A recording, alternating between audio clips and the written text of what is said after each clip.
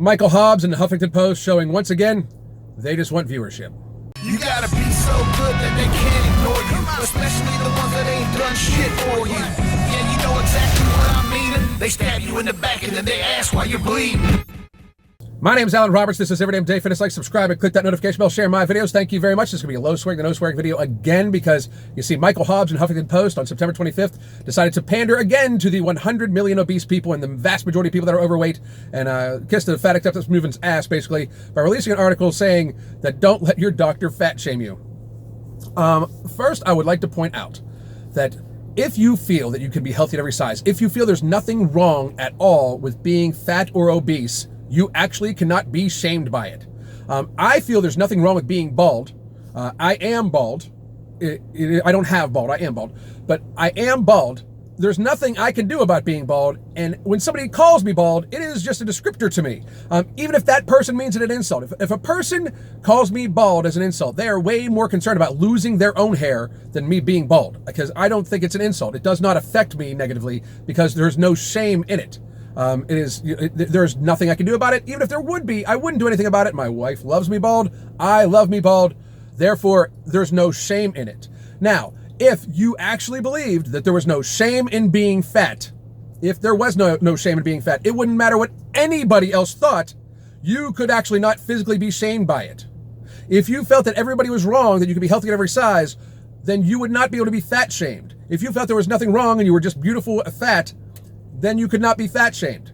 The point is that the entire premise of the fat shaming movement, or the anti-fat shaming movement, or whatever, the anti-fat shaming movement, or fat acceptance, whatever you want to call it, the point is that they know there is something wrong with the state they're in. They just want to be accepted for it anyway. Just my 2 cents on that matter. Now, here we go. We're going to get to the article. He comes up with these 4 tips on what to do if you are fat shamed by your doctor. Number 1 is that he says, do your research and find the right doctor. Preventing a negative interaction is always better than surviving one. For years now, the Association of Size Diversity and Health has offered a database of doctors who've committed to an approach called Healthy at Every Size. Basically, a bunch of doctors that will pander to you too by telling you that you can be healthy at every size, because any doctor worth their own salt, worth the paper that their diplomas are written on, because diplomas, you go to school for a long time to be a doctor, will tell you that you cannot be obese and be healthy. If you are even healthy at that state, every time you take a step, the extra weight is bad for your joints. You cannot be healthy. You cannot be healthy and obese. It is not an actual thing. Anybody that states that the body is capable of being healthy and obese, I would like you to point to me the numerous amounts of 400-pound 90-year-olds that we have. Anybody. Bueller. He goes on to say, number 2, decline the weigh-in if you feel uncomfortable. You do not have to be weighed in every time you go to the doctor. You just don't. Andy, not their real name, a researcher in Northeast. Now, do you see what he did there? Andy, not their real name, which, first of all, how terrified are you if you're just Andy, a first name, not your real name, a researcher in the Northeast? The Northeast is a big-ass place, and it doesn't say what type of research Andy does. He could research mosquito mating, for all we know. He could research plus 5 hats of weaponsmithing. He could research all sorts of ridiculous things, non-related to health, non-related to anything. We have no idea what Andy, not his real name, does. That is just thrown in there for dramatic effect and to seem more credible, because he's a researcher. He must be researching this, right? Anyway, Andy, not their real name, a researcher from the Northeast, told me that they have not stepped onto a scale in a physician's office for years. It's not always an easy request to make, as it's not always familiar to the clinic staff. But being weighed is only necessary for specific medical treatments like determining anesthesia, dosing before surgery, As a patient, it's perfectly within your rights to decline to be weighed and ask doctors to add a note to your chart saying so. It is perfectly okay and is well within your rights. It's well within your rights not to go to the doctor. It is well within your rights to tell the doctor you only want them to check out your pinky. But if you are going to the doctor to make sure you're healthy, you should want them to weigh you, because it is a determining factor on how healthy you are. If for some reason, if you go to the doctor in January and for some reason you end up there in July for whatever reason and you've lost 60 pounds and you only weigh 140 pounds now, there's been something going on. It could be a healthy thing, it could be an unhealthy thing, but the doctor, the person in charge of your medical care, should know. You could literally be growing a tumor inside of you. You could feel like you've gained no weight, and you could grow a tumor, and it could get to 1 pound or 2 pounds inside of you, and you not know until you start feeling some pains, and they need to weigh you and find out, hey, you've gained a little bit of weight, let's check you out, and then they go with that. It is a determining factor in your health. To tell a doctor not to do it is literally asinine. This advice is not aimed at helping people. This advice is aimed at pandering to a large portion of people who want to hear that they're okay instead of actually hearing that they're unhealthy. He then goes on to write, number 3, keep your doctor focused on your health. This is where it gets tricky. The worst experiences for fat patients I have heard again and again often happen once you've navigated all the hurdles and you think you've reached safety. Emily Richmond, a counselor in Eastern Washington, said that after experiencing bullying interactions with doctors her whole life, she now goes out of her way to be clear about the kind of care she needs. I love the hilarity and kind of scary nature that Emily is not a trained medical professional and is yet telling the person that went to school for a long time, all the way through their 20s, to be a medical professional. She is telling them what's necessary for her medical treatment. I find that terrifying and hilarious both at the same time. At her first appointment with a new primary care provider last year, Richmond said, I told her that I'm not interested in weight loss. I'm interested in being as healthy as possible.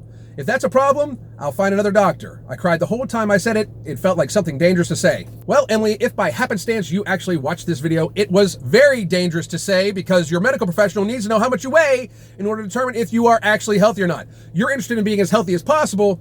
That is determined upon your actual weight also. Many other factors, I agree, but your weight is a largely determining factor of being as healthy as possible. Now, if you're talking about just being as healthy as possible at your weight, 600 pounds, if you're 600 pounds, healthy as possible at your weight is basically laying flat on your back, getting bed sores and waiting to die. That's about as healthy as possible. Do you see where I'm getting here? Weight is a determining factor in how healthy you are. Therefore, your doctor actually needs to freaking know it, especially if you want to be prescribed any kind of medication so they know the proper dosage to give you. Another approach, according to Melissa A. Fabello, a feminist writer and speaker who has lived with an eating disorder, is to use phrases like, I can estimate how much I weigh for your records. I haven't gained or lost any significant amount of weight recently, to deflect clinical staff who insist that she step on a scale. Other options include being weighed standing away from the number and telling the staff members that you agree to be weighed, but you would rather not know the result. The very ending option there is the best one you can do if you are ashamed of your weight, because that's what that means. You can only be shamed if you are ashamed of it. By standing away from the scale, not wanting to look at it, that is just a clear admission that you are ashamed by it, that you know it is unhealthy for you and that you are shamed by it. I wish we could just stop all this ridiculousness. I wish we could just stop all this pandering and all this foolishness. This article, what that woman said, that feminist writer just said, she is ashamed by her weight. She is ashamed by it. She does not want to see it. That is a sign of shame. Because again, if she was not ashamed of it, she would just stare at it and be like, okay. That's the point. The fat shaming only works when people are ashamed of being fat. And frankly, they shouldn't be ashamed of it. It should terrify them. Don't be shamed, be terrified. Don't be shamed, be scared. Be scared enough to actually get healthy. Don't be terrified by it. Be scared by it. Don't be shamed by it. I mean, be terrified, be scared. Want to change it because it is a terrifying, scary number. It is not something to be ashamed of. If you got yourself into a bad situation, you can beat yourself up later after you've gotten yourself healthy, because you are not in a healthy state if you are so ashamed and terrified and scared to look at a number on a scale when you step on it. That is the problem. The telling the doctor that you can guesstimate your weight for them, you have no idea. You have no idea. If you're so ashamed to step on a scale in front of people that you don't want to look at it, that you have no idea how much you weigh. You cannot guesstimate that for them. That is totally illogical. And if you say that, you just tell a doctor, I have not gained or lost any significant amount of weight. If you're obese, you have no idea. I cannot tell you, and any trainer can tell you this, any doctor can tell you this. Cannot tell you how many times I have started a new client, had them step on a scale, and the look of shock on their face. They have no idea that they gained 30, 40, 50 even pounds sometimes. They have no idea. They just know they've gained a little bit of weight. To them, it's just a little bit of weight. I made a video about this when I was losing weight. When I was losing weight, I thought I had to lose 30 pounds and I'd be ripped solid with abs. I had to lose like 60 pounds to even kind of have abs. We vastly underestimate the amount of weight that we are actually overweight. It is just fact. We vastly do. And to say that you, a person that is so terrified of looking at your weight, that you'll turn your back to it or be denied or deny a doctor to know your weight, to say that you can guesstimate your weight is literally lying to yourself. That is lying to yourself. Michael Hobbes, who will now be known as the Pied Piper of fat people, says, number 4, speak up about your experience and connect with others going through the same thing. It sucks feeling like you have to do all this extra work just to receive the kind of care that others take for granted. That's why the final recommendation is not to let a bad interaction with a doctor be the last word. Write a letter to their employer or board of certification describing the interaction and how it affected you. A doctor trying to weigh you is not a bad experience. You are going to write a letter to this person's employer. This person's employer, who they went to school worth hundreds of thousands of dollars that they are probably in debt for. And they went to school for 12 years after high school, normally. You are going to write a letter to their employer because you are ashamed of your weight. That is unbelievable. And Michael Hobbes, I'm going to try to keep the swearing down in this video, but you are a complete fucking asshole for advising people to do that. And that's just my 2 cents on the matter. My name's Alan Roberts. This is Every Damn Day Fitness. Hit me up on Instagram at Every Damn Day Fitness. Hit me up on Twitter at Every Damn Day Fitness. I'm also on Facebook at Every Damn Day Fitness. And I'm on the internet at everydamndayfitness.net, where I don't put up with bullshit like this. God damn.